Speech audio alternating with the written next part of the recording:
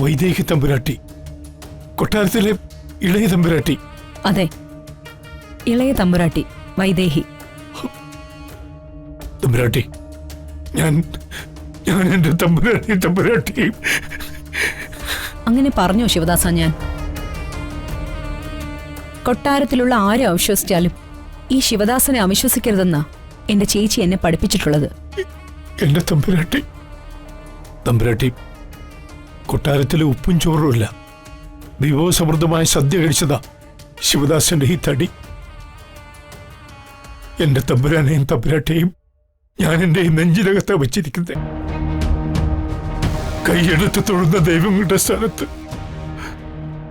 ഒക്കെ ബോധ്യമുള്ള കാര്യങ്ങളല്ലേ ശിവദാസ? മനസ്സിലുറച്ചത് വാക്കുകൾ കൊണ്ട് കെട്ടി ഉയർത്തേണ്ട ശിവദാസ. എനിക്കറിയേണ്ടത് അന്ന് കൊട്ടാരത്തിൽ എന്തൊക്കെയാണ് സംഭവിച്ചതെന്ന.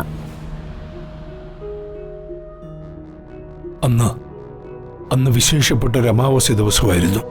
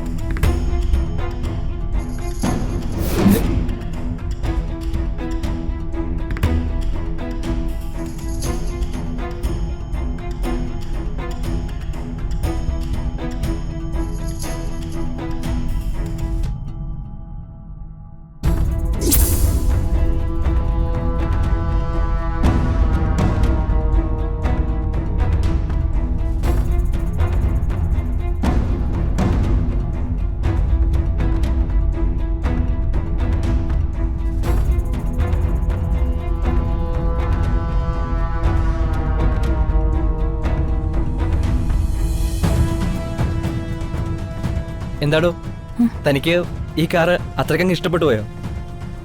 അതല്ല, ഈ കാറ് താൻ അല്ല, ചില ഓർമ്മകൾ എന്നെ പുറകിലോട്ട് വലിക്കുന്ന പോലെ.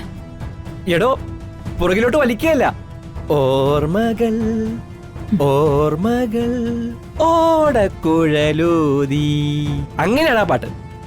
ഇയാള് പറയുന്ന പോലെ ഒന്നും അല്ല സത്യം. ഈ കാറ് ഞാൻ ഈശ്വര, പെട്ടോ, നാഗവല്ലി ലൈനാണല്ലോ, ഇന്ന് വെള്ളിയാഴ്ചയാ. തനി എഴുതുണ്ടോ? വെറുതെ മനുഷ്യനെ പഠിപ്പിക്കാതെ.